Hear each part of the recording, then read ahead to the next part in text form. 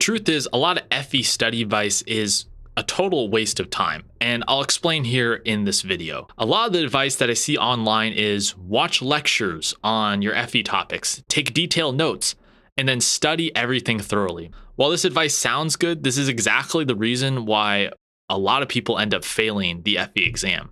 Hello everyone, my name is Joseph. I run FE Exam Prep Solutions, and I'm a licensed PE who passed my FE and PE exams on the first try, and I'm here to share my tips and information to help you pass the exam in less than 90 days. For a lot of people studying for the FE exam, the problem wasn't exactly their effort, but a bad strategy disguised as a good study plan. So why does most advice actually fail?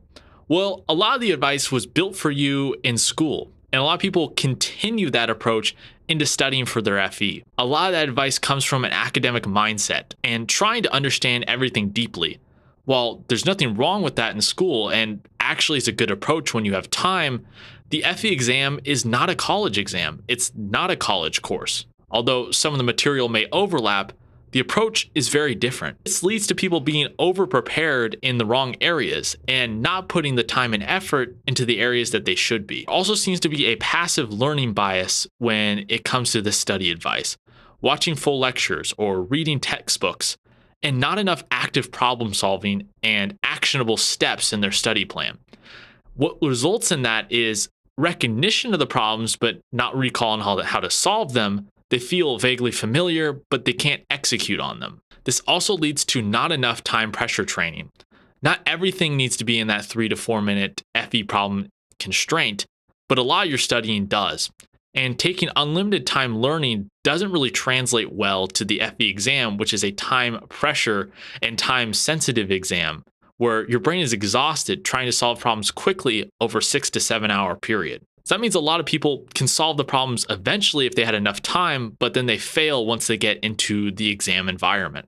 Now, advice about covering everything and learning all the topics is actually overload because the FE is weighted. If you've ever looked at the FE specifications, not every subject has the same amount of problems, with some having half to a third the amount of problems. So why would you put the same amount of effort into dynamics and statics if statics has 2 to 3 times the problems? It doesn't make a lot of sense. And when you spend too much time studying problems that actually don't make up a lot of the exam, less than 5%, your time gets spread too thin, and you end up weak in the high value areas that you need to nail down. So let's talk about what the FE actually rewards.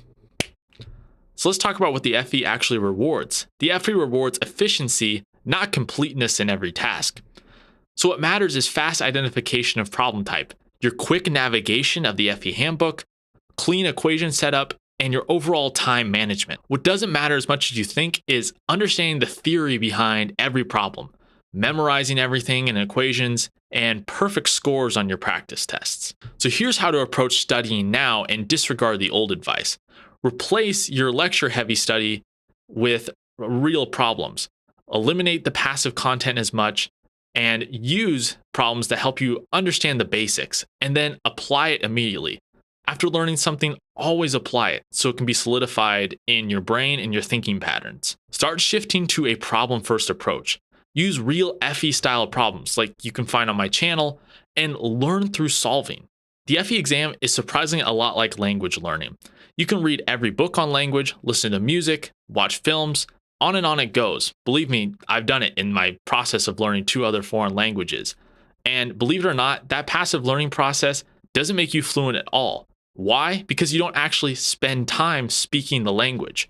5 to 10 minutes of me speaking a foreign language was about the same as 3, 4, 5 hours of passive learning. So using the application, just like the FE exam, actually doing the problems and applying the concepts is worth its weight in gold compared to passive studying and learning. So given that, you need to train under time constraints, 3 to 5 minutes per problem.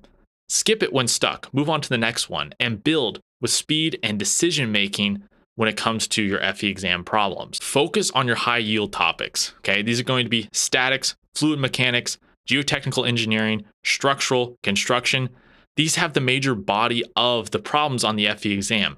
Deprioritize the rare topics like dynamics, engineering ethics.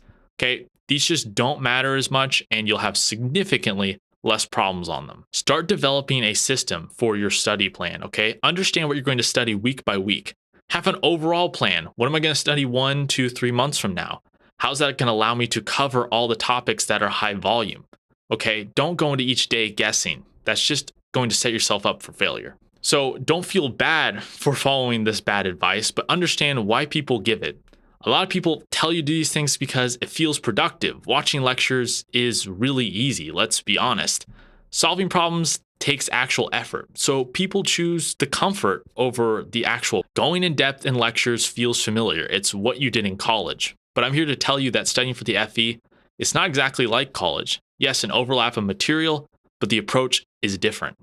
A lot of passive studying, like taking notes, reading textbooks, watching lectures, it avoids failure. Doing 10 FE exam problems and finding out that you got 6 of them wrong, only 4 correct, can be demoralizing. It can make you feel like you're far away from your goal of passing the exam.